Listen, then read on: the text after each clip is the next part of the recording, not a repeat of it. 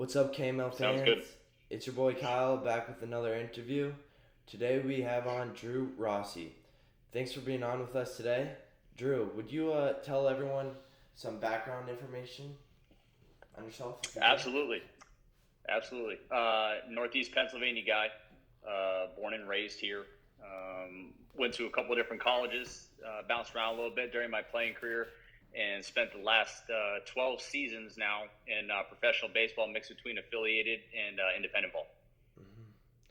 Awesome. Now to get into the questions and what everyone wants to get into, uh, Drew, let's take it back a couple years to high school. Talk to me about what high school baseball was for you and like how it was just in general. 100%. So I'll be honest with you, it wasn't the best experience. I was definitely behind physically. From a maturation perspective, I had some growing to do, some strength gaining to do. So not that I was left behind, but I had some making up to do. So my skill set, helped me do that. But I didn't play every day until I was senior in high school. So I was on varsity.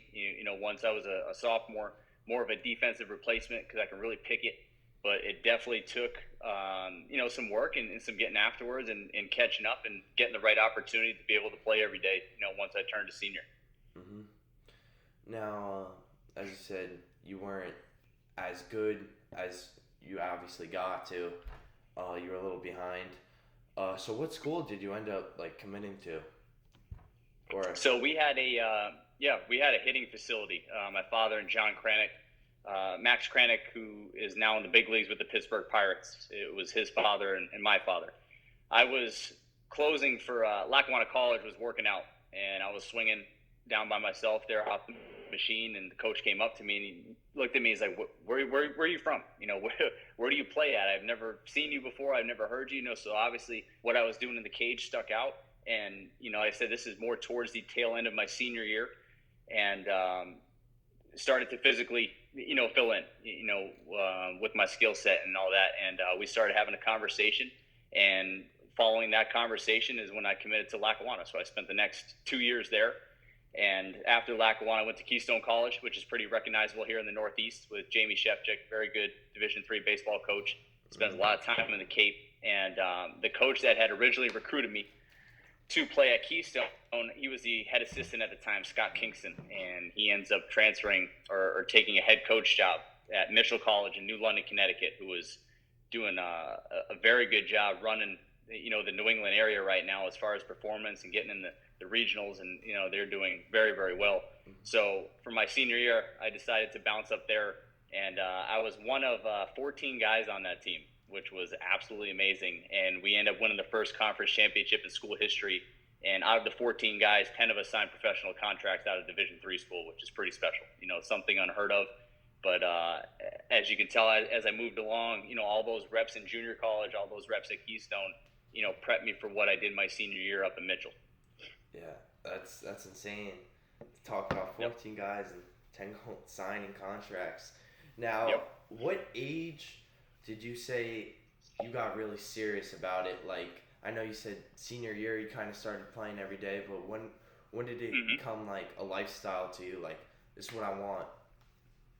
I would say, after eighth grade, my father, obviously it's in the blood. This is my father's 43rd year as a major league scout. So hmm he has put his time. It's always been there. I've always absorbed, going to games with them and taking a liking to it. But it wasn't until about the end of my eighth grade year where I think I finally started to realize, like, I've got some baseball skills. I can put some things together. I'm gonna put some time and effort into this. It's hard in high school between your schoolwork and learning how to schedule and learning how to go about your business. I had to drop some sports, so I played golf and travel baseball in the fall, where that helped me develop, and I got majority of my playing time out of travel baseball as opposed to my high school career, which is pretty amazing, Yeah. but that's a different story. So I got a lot of my playing time there that obviously made up for some at bats. And throughout the wintertime, there was that pro staff baseball camp that was run by Gary Ruby. hmm And there was a lot of professional players, and Greg Legg, who was there. My father helped out at it. So, spending time with those guys, having the conversations, speaking the lingo, seeing how cool it is. These guys come back every year, get to work out.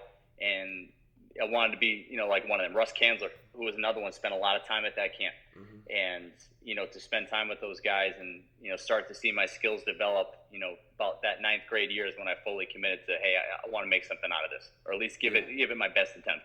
Mm-hmm. Now, with like college, what do like most people not know about it, especially at like a D3 school or a Keystone? Like, Okay. You're on your own, man. As much as the team is there to help you get better, you have your practices.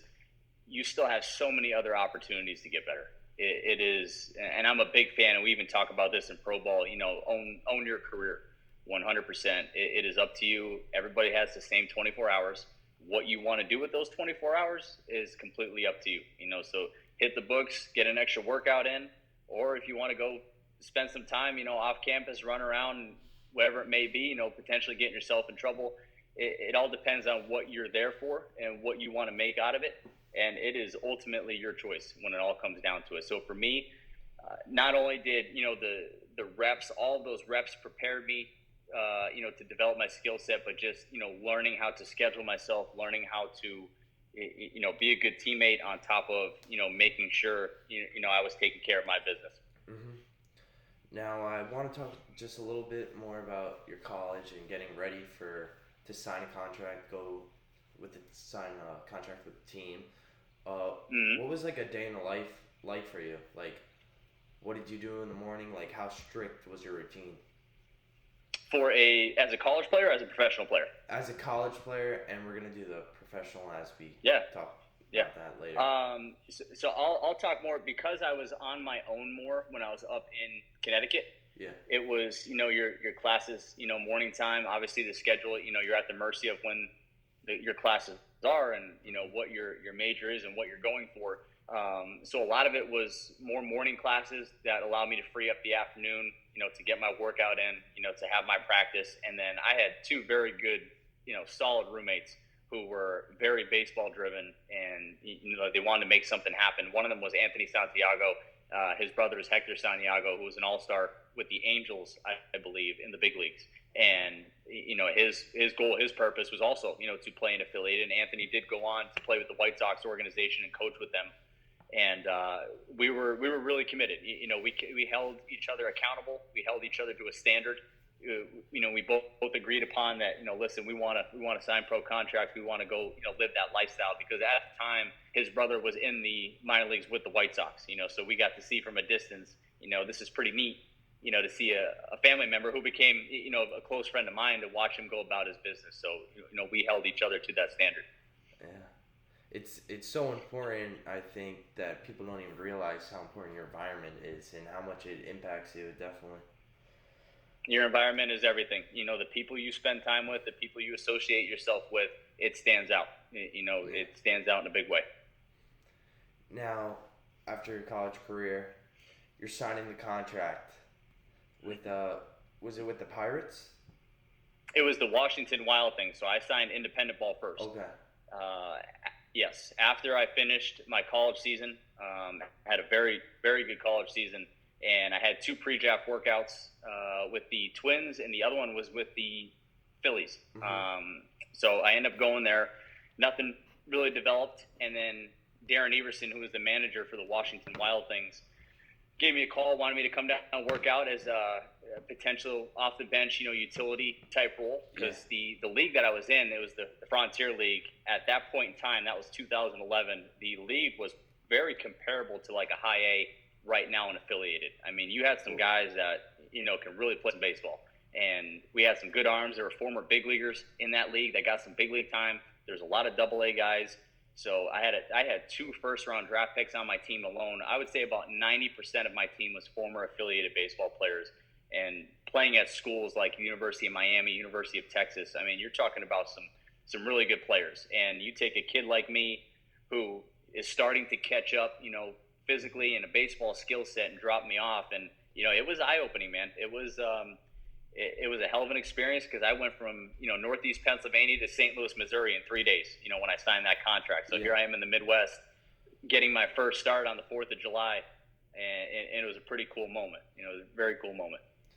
Yeah, sounds crazy. I Yep, hope to go through that experience still. Now, what were absolutely. you feeling signing that contract? Like, what were your emotions like, and like, what was your family like doing? Like, Super excited. Me in the back of my head, the people who are close to me understand, who I am in that sense. I wasn't done yet. It was independent ball. Super excited, to get that opportunity, but it wasn't affiliated. And still made it my mission, made it my purpose to, hey, I still have to go out here and do more of a job. yeah, I got some of the job done. Now it's time to get more of the job done. How do I get noticed out there? What are some things I need to do? As I got out there, I'm gonna listen and watch these other guys who have been in affiliated. How do they prep themselves? How do they go about their business? What are they doing to get ready and to compete against others? Because at the same time as I'm trying to get into affiliated, they're trying to get back into it.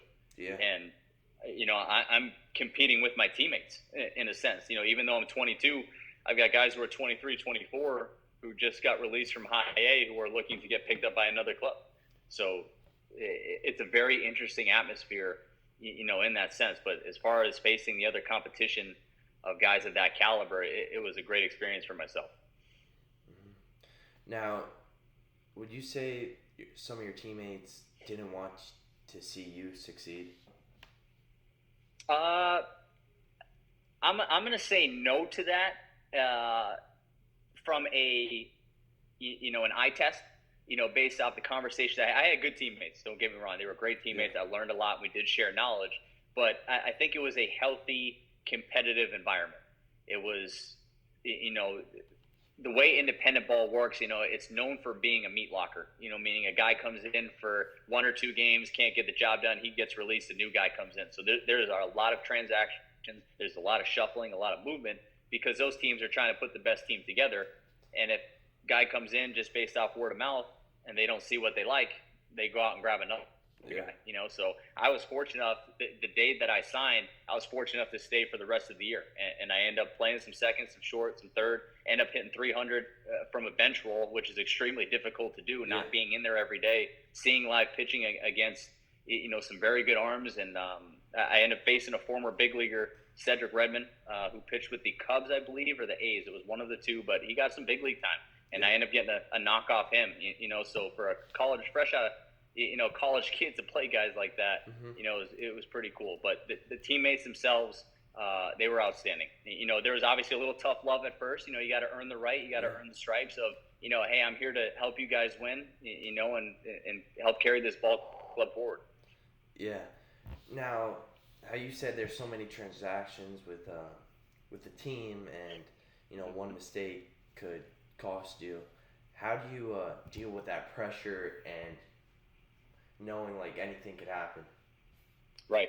Uh, as I sit here right now, based off of what I know and who I am and what I've grown into, I wish I had the mindset I have now Yeah, that I did as a player, 100%. And it takes those trials and tribulations to understand that and go through that process, right? You live and you grow. If we can live backwards, we'd have the best lives ever, but we live forward, right? hmm, So we're born little and we grow and we gain our wisdom as we go along. It's not the other way around, right? yeah, So hmm, it's at that point in time, I wanted to impress just like anybody else, so there was a little self-added pressure. I do have to keep hitting. I do have to keep playing well, and that came with the age, being 22 and picked up and plucked out of your hometown and dropped into an atmosphere where, a lot of those guys had an easier time. But I took at it where, I'm having a blast. I'm having fun. I'm not at home. I'm playing pro ball. I'm going to enjoy the hell out of this, So one thing that really did help me is being that extra guy. Pre-game stuff or any type of early work, I took that as serious as you can get.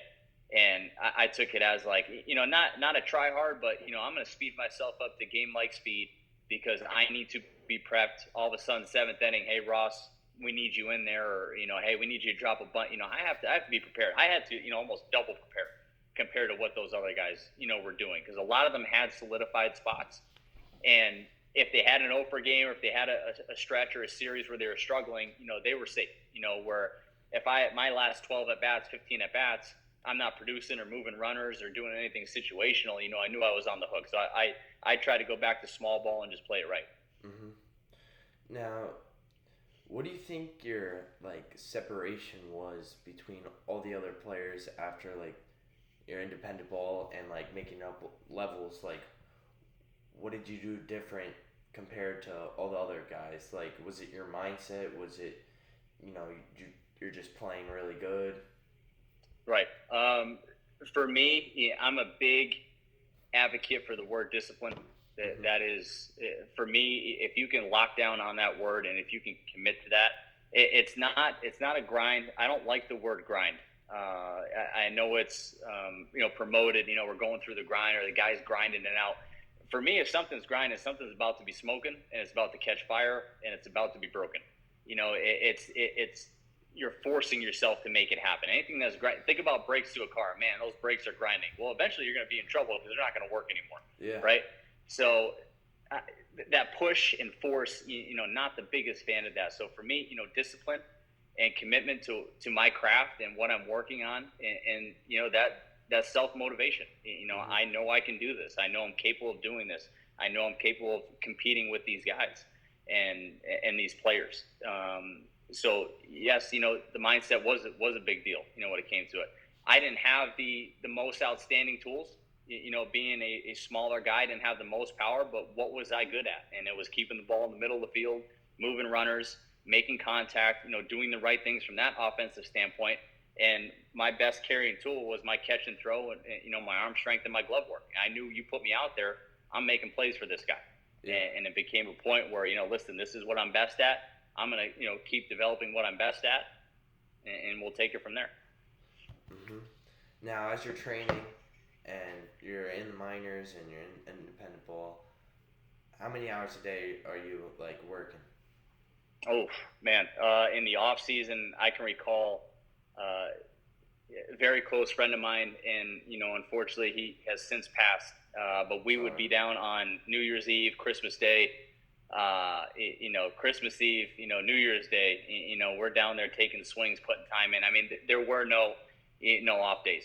Yeah. If we wanted to get stuff done, we got it done, and we put that time in 100%. But you have to be willing to sacrifice, some of those hours where, hey, I'm gonna go hang out with my buddies, or for me, family's by far the most important. But Yeah. I did sacrifice friend time. I did sacrifice, the opportunity maybe to take a trip somewhere, or because you got one shot at this, and you need to have a sociable lifestyle. But at the same time, if you want to make this happen, those hours don't go unnoticed. You need to commit yourself to that process. You'll have plenty of time, for what you think you're missing out in the long run.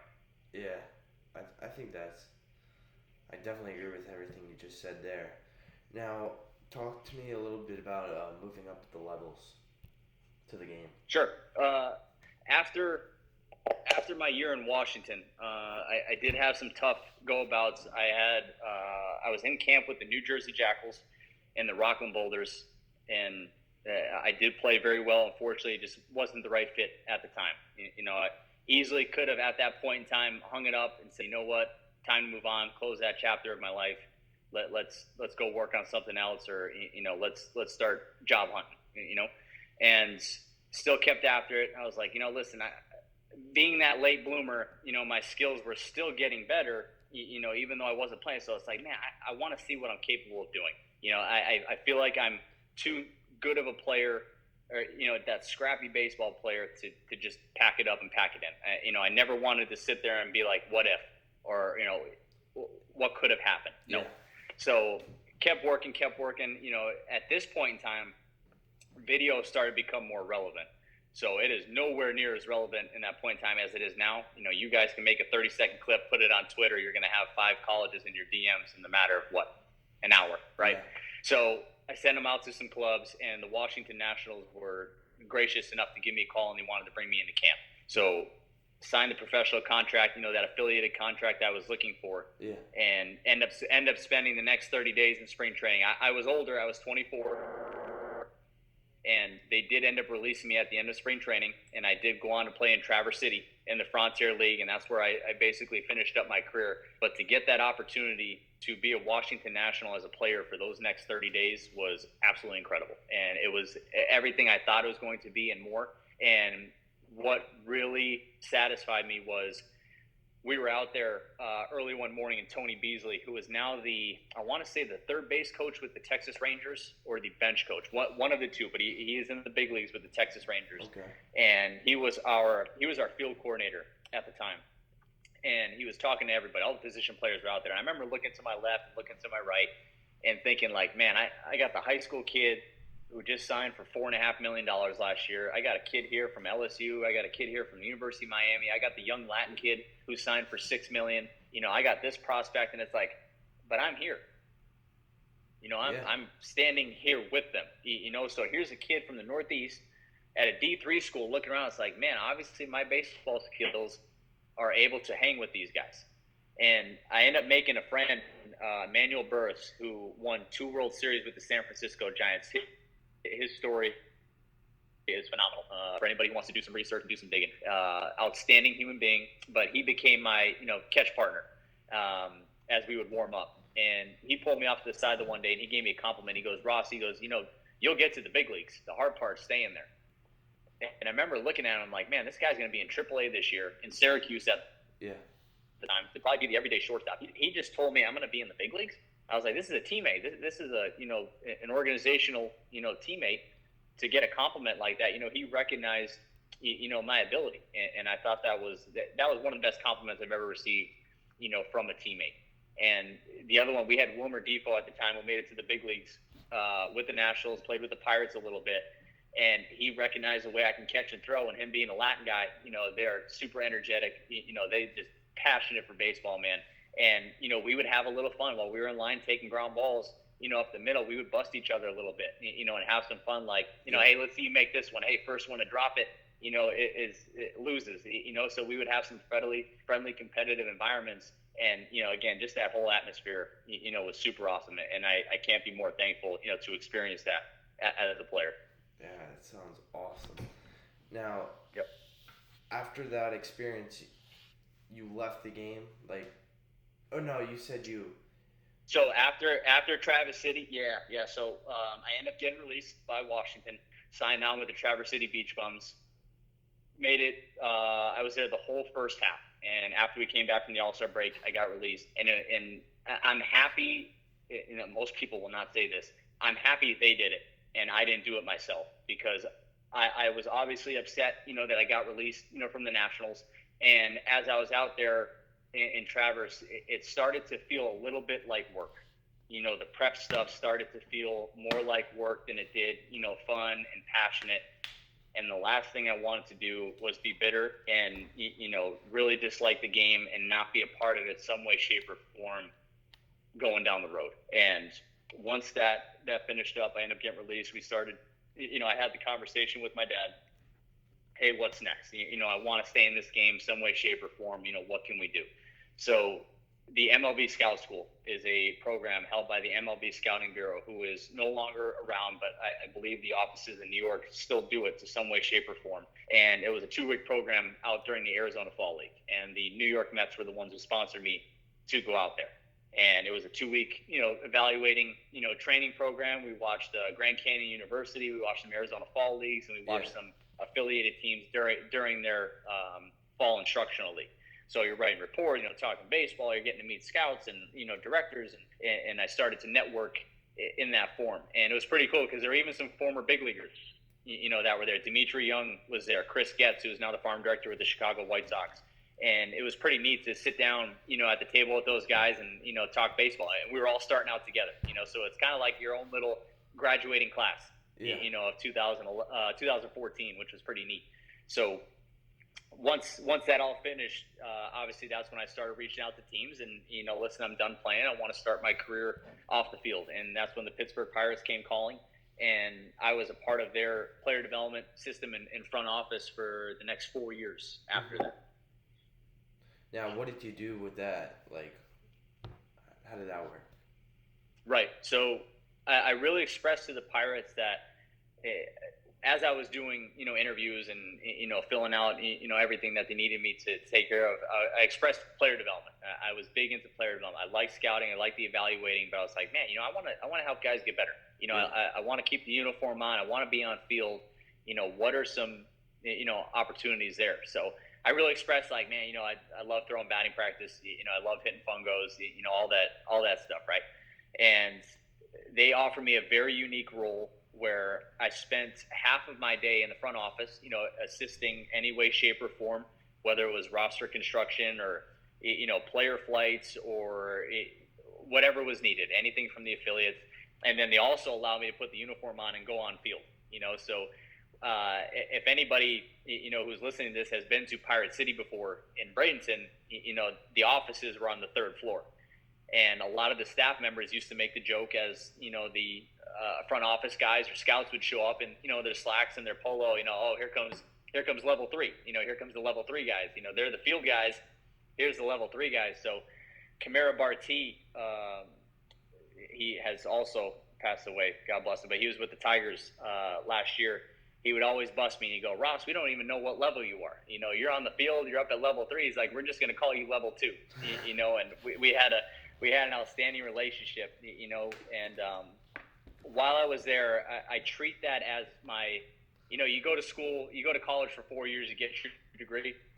I spent 4 years with the Pirates. That was kind of like getting my baseball degree. I was able to put any hat on that I wanted to. I was able to amateur scout. They sent me out on pro scouting assignments. They sent me to rehab assignments. So if anybody was injured, I took care of them until they were ready to come back and get back into games. I was in big league camp. I was in extended. I went across the street to high A. I helped construct rosters with the farm director. I wrote reports on our own guys. I mean, there was not an opportunity, I felt like I didn't take advantage of. And I just wanted to learn. I wanted to learn. I wanted to grow. I wanted to develop and keep sharpening, my baseball lens and, keep, proving and showing my value. And I was very fortunate, to spend a lot of good time with a lot of good players. Adam Frazier, who is now with the Baltimore Orioles. I took care of him on a rehab stint. I was fortunate enough to take care of Starling Marte for 80 days. I was his, BP guy and, fungo guy, so make sure he got his work done. Austin Meadows was another one, so there was a lot of good players I got a chance to spend time with and watch them work up close in person. It's especially Marte, and Frazier. You see guys like that, you understand why they're all-stars. You understand why they're big leaguers and, why they're so athletic, because every rep that they take care of, there's purpose behind it, man. I mean, they get after it, and it is quality, and you see that they are so locked in and honed in on their craft, and they make sure 100%. So would you say at the end of the day, to make it, if you want to make it, every rep has to have a purpose behind it? Would you say that's the biggest thing you learned? Oh yeah. For me, there were certain days, Marte would take BP and he would rip off 15, 20 good swings, and that was it. As opposed to like, let me take 100, let me take 80 and feel for it, search it. This guy came in, he'd rip off his 15 to 25 and be like, boom, those were purposeful, those were intent. I was locked in. I was fully committed to that. And don't get me wrong, there are plenty of times and places where more reps are going to add value, especially if you're working on a mechanical adjustment, and you really need to feel it. But if you're prepping for a game, there's, in my eyes, from my experience, there's not a lot of reason to overdo it, because then you start to overthink it, and then you start to analyze it, and then it ends up, becoming more of a burden than it does, a successful skill. Mm-hmm. Now, I want to leave it off with two more questions. Yep. The second question's going to be about overthinking, but just remind me if I forget. But what's your favorite quote, like from playing the game of baseball, like, and growing up? What quote changed your life or changed your mindset? Right. I'm sure there's a ton, but right. I'm gonna wander a little bit with this because I have a couple, and these are some, to this date that I hold myself to, that standard. And our assistant general manager, while we were there, and head of player development, Kyle Stark, someone I look up to, honor, in a very respectful way. I mean, this guy was awesome, and his mindset. You want to talk about someone who was there to get stuff done and to better yourself. And this guy changed. Honestly, this guy changed my whole way I view things. I thought I had that before, but when you spend 4 years with somebody like this, you had no choice but to get better. And for me, the very first one was embrace the chaos. And I actually wrote that on my fungo this year when I was the third base coach out in Montana, and we'll get to that eventually. But embrace the chaos for me, it's controlling the controllables. Whatever you can take care of yourself, that you have full ownership over, take care of that and focus on that. Right? With you being you're a pitcher, correct? Yeah, pitcher outfielder. Right. Okay. All right. So let's just go from a pitching perspective. Right? It's your day to start. You show up. There's a 2-hour rain delay. There's nothing you can do about that. All right. But you have every ability. You have everything in the world to control what you do and how you prep and your mindset and how you get after it. None of the outside matters. Right. So for me, that's a big thing for me. I have control of my effort. I have control of my attitude. I have control of my energy. As a coach now, as I show up for these guys, and it can easily be disrupted by, I take something off the field into the field. I may have a bad day, something happened. It's not about me. It's about the players. So as I step and I pull into the parking lot, about to walk into that clubhouse, I control what I control. Hey, it's the effort, it's the attitude that I'm going to give these guys in the energy today for them to get better. I'll take care of my business later, right? So that's one. The other one here, I have them written down. Burn the ships is the other one. So burn the ships means you're all in. 100% commitment, right?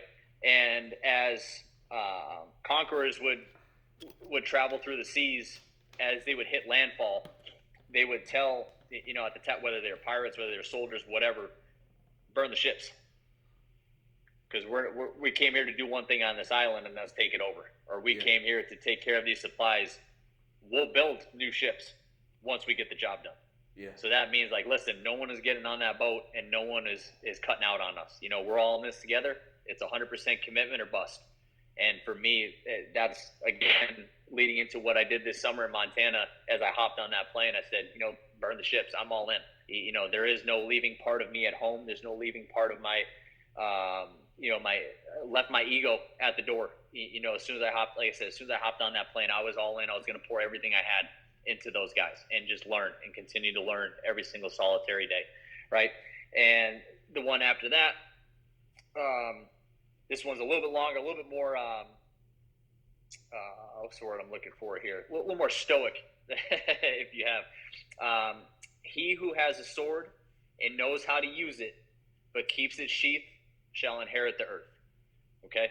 And, your sword is your skill set. Your sword is your knowledge. Your sword is your experience to date.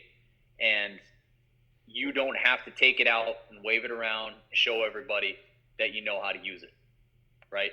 It's on my waist for a reason. You probably have an idea as you see it. Man, there's a reason why that guy is carrying that. He probably has an idea how to use it. Yeah. Right? Now there are point in times when I will have to. You ask me a question, or someone, needs some knowledge, or, we're having a conversation. Yeah. But that doesn't mean every time I walk into a room, every time I walk up to a baseball field or a clubhouse, I have to take it out and start waving. Yeah. Hey, look what I can do. Look how I can use it. Check this out. Nobody cares for that. Nobody cares. It's already assumed, hey, he's carrying that sword. He might have an idea how to use it. And that's a big one for me, because I can easily walk around and say, I know this. I've spent time with this guy. I've done this. How about this stuff? And again, nobody wants to hear that. No one is the biggest fan of that. Mm-hmm. Yeah.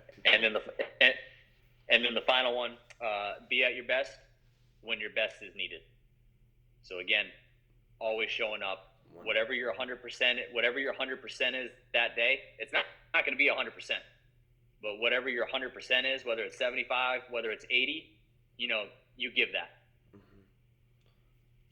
Wow, I just learned so much just from those things. I really like the sword Hopefully one. that's some good stuff. Yeah. that sword one really stuck with me. Now, Yes. to change tides a little, uh, I wanted to talk about overthinking and what your advice is for that, for overthinkers when they're pitching, hitting, etc. What should their approach be? Sure. Uh, from that perspective, thinking time is during practice, right? And I know it's easier said than done, but that's your time to have conversations. That's your time to talk about what you're working on, what you're doing. When it comes game time, you're going to fall back to what your training is Mm-hmm. always, right? So however you prepare yourself, that's where you're going to fall to. For me, and it sounds like you're talking more along the lines of pressure. To me, pressure is a privilege. You earn the right to be in that scenario, right? You prepped for that. You're preparing to have pressure on yourself. For me, the definition of pressure is not being prepared. So everybody has that level, right? I have a level for myself where I'm going to hit pressure eventually. It's because like, oh man, I haven't experienced that yet. I don't know how to prepare myself. Now I know, right? So you're going to have that. But for you guys, the age that you're at, you're going to play a baseball game. You're kids, man. You've done that since Little League. You've done that since T-ball. In all actuality, there is no pressure. You guys are doing what you love doing, and there's no repercussions for it. Everything that you're putting on that's your own. That's your own self-pressure. That's your own self-added, uh-ohs or oh boys or, I have to's. And that's something I had to learn over time. I've learned more, and I've embraced that more in a coaching role. And that's where I made the joke earlier. I wish I had the mindset now than I did as a player, because everything I've learned now, and I know I'm veering off the track a little bit, but here's an example. I was a shortstop my whole entire life, shortstop, second base, right? Mm-hmm. So natural right-handed thrower. I decided after 29 years of life, hey, I'm going to start throwing left-handed. Woke up one day and I said, you know what? I'm going to make this happen. I'm going to work on it. I'm going to embrace it. Why not? Right? It's going to add value. It's going to benefit hitters. And here's the thing. Whether I develop it or not, I can still throw BP right-handed. Right? And I've been complimented on that before. So I was like, man, let's do this. So I remember sitting down with our director of mental conditioning. And this guy also coached the jiu-jitsu team at Army and at West Point. And this guy is fantastic, just an unbelievable mind. And some of the people he's been able to spend time with are, lights out. So I remember he pulls me into the office and he goes, Drew, I have to ask you a question. I was like, all right, Hector, what do you got? And he goes, why? How? I'm like, what are you talking about? He goes, you decide after 29 years of throwing a baseball right-handed, you're just going to wake up and start working on it left-handed, and you're getting good at it, and you're making it usable and workable. He's like, what were you thinking? I was like, Hector, I'll be honest with you, man. I was just having fun. He goes, what do you mean you were just having fun? I go, if I threw one and it went left 50 feet or it buried into the ground 10 feet in front of me, in a respectful way, I kind of giggled to myself and I said, all right, next one. There was no, I have to make it happen. The world's going to be over if I don't complete it. It was such a low risk, high reward. And I feel like that's, that mentality right there is everything that baseball is. You have to think baseball already is a statistical driven industry based off of failure. Yeah. Okay. You already know you're going to get, you're going to get beat up, right? Accept that. Right? That's what we talk about, right? Embrace that chaos. You're going to get beat up. You're going to struggle. Why push and force that extra added pressure of, I have to make this happen. Man, trust what you've been working on. Trust what you've been preparing on. Let it go play. Let it go, go have fun and go be a kid out there. Absolutely. Yeah, jeez. That just, even brought more, pressure off me, just go out there, have fun, and trust what you trust. I can't keep it any more simpler than that. And again, for people watching, okay, that's easier said than done. It is that easy. You get to step out on a ball field, you get to put the cleats on, you get to go play catch with your buddies, you get to have conversations up the middle. You get to hang out and have some fun in the outfield, get to go have your at bats. If there's any one thing, that I wish I could do is put the cleats on and go play. Especially with everything that I've learned and I've absorbed since that day, I decided to hang it up. I would love to go see what this version of myself and how they would enjoy it, on a baseball field. Now, Drew, to conclude, would there be anything else you would like to share, or any advice you would have for? Yeah, if you don't mind, I'm going to talk real quick. I want to talk a little bit about my experience out in Montana this past summer. Yeah. So the last 8 years, I have spent, trying to find and figure out, what I'm good at, what I'm best at, what's going to be my, my best skill set in this game. And, that's what I was talking about with Pittsburgh. They let me do everything, so I got a little buffet of, like I said, amateur scouting, pro scouting, player development, coaching, the rehab stuff, and I remember staff members, Grady Little, who was a big league manager, Jamie Carroll, who played in the big leagues, and Larry Sutton, who also played in the big leagues, was our hitting coordinator, and Joey Cora, who was the third base coach for the New York Mets. I remember them looking at me and just going, Ross, when are you going to keep the uniform on, man? We see you doing all this stuff. We see you trying this and doing that. And it's like, when are you just going to keep the uniform on? And I was like, man, I've got some learning to do. I got some growing, to do.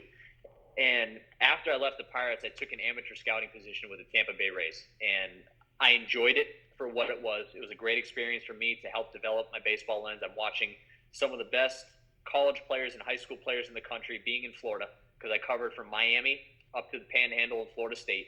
So I'm watching SEC players, ACC players, top, second round picks, first round picks, fifth overalls. I scouted Riley Green, Adley Rutschman, Gunnar Henderson, who is now the number one prospect right now in baseball. I saw them all, right? Something was missing.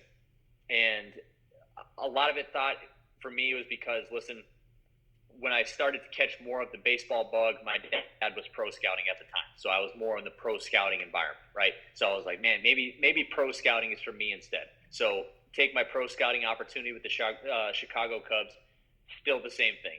I love it. I love showing up to the ballpark, but I feel, I don't want to say useless, but I feel like I can contribute more to the game by being on field, right? So I end up running into Mark Shalaba, who was running the Washington National Player Development at the time, and he ends up bringing me down to Instructional League as a coach. And this opened up my opportunities for what happened this past summer. And Jim Riggleman, who has been in baseball for the last 45 plus years, managed 13 years in the big leagues and 2 years as a bench coach, on top of Dan Radisson, who was our hitting coach out there, was Riggs' bench coach on top of some other roles for 10 years in the big leagues, on top of another 35 in the minor league. So between these two guys alone, there was about 80 years of professional baseball experience. I mean, you're talking, the holy grail of, here are two guys that have been through it, been in a position that I want to be in. I'm just going to go, put my white belt on and learn. And, I say white belt because in karate, everybody starts out with their white belt. Yeah. If you're a beginner, I'm going to forget everything I ever learned, anything that I know. And that's where I said, I'm going to check that at the door. I'm putting my white belt on, and I'm going to go grow. I'm going to go learn. I'm going to go develop. These, like I said, these guys have been, you're talking about the teams that Riggs has managed, the Cubs, the Padres, the Cardinals, the Nationals, the Reds. This guy's been around any big leaguer you can imagine. He's when he's managing the Cubs, he's managing Sammy Sosa, and here, as he's on top of the step in the dugout, here's Barry Bonds in the batter's box during his prime. You're talking about he saw some of the best baseball you can ever see, right, in the history of the game, in my opinion. So I go out there, he names me his third base coach, and it was just an absolute blast, to be able to help develop infielders and outfielders, us having our conversations every morning over coffee, how he was helping me, learn how to manage the game and manage the defense and situations, throughout the game, being my first time as a third base coach, and that's something I will forever hold, dear to me. There's only been, 10 total third base coaches for Jim Riggleman, and I'm one of them. I know it was independent ball. It wasn't affiliated, but this guy took an opportunity because he loves the game so much. And as I was out there and speaking with Rad, And he's like, you're a mini Riggs. He's like, you love the game, you're committed. Like, you guys are very similar people. How you go about your business and all of it. And for me to go out there and, like I said, just learn from those guys, and after it was all said and done, for them to really honor what I did. And as I sit here now going forward, I have two people in my corner, to vouch for me and vouch for my work, everywhere I go. And obviously they're very recognizable names, and it makes me feel good that, like I said, I poured all I had into those guys, into those players, and to potentially, here going forward, be rewarded for that. Yeah. One thing I take a lot of notice in you is just the obsession of baseball, the obsession of getting better, sharing your knowledge. Oh yeah. And Oh yeah. You yeah. you have two choices every day, right? You wake up, you can either get better or not. Hmm. It's really what it comes down to, right? Like probably most of the people watching, and most of your buddies, I'm still a video game guy. I love playing video games. I'm competitive, and as silly as it sounds, I treat life in that way, right? I have the ability to go, increase my skills, increase my ability, and get better and move on to the next area, right? Or move on to the next level. Prepare myself for that, right? So, do I try and be the level one, trying to finish off something in level 5, or am I level 6 in a level 5? That's ultimately what I'm trying to do. Make sure I'm prepared to go handle business in the next area, that I walk into. Drew, I want to say thank you so much for taking your time and showing us how much this game means to you, how much you learned from it, how much you gave back to the game itself. I've learned so much. I know everyone else is going to appreciate this so much. Appreciate It that. really means a lot. It truly means so much to just learn from the best. Because the best, they did it. So I Yeah, just gotta follow it and follow your footsteps and like take everything in. 100%. I appreciate that. Yeah, like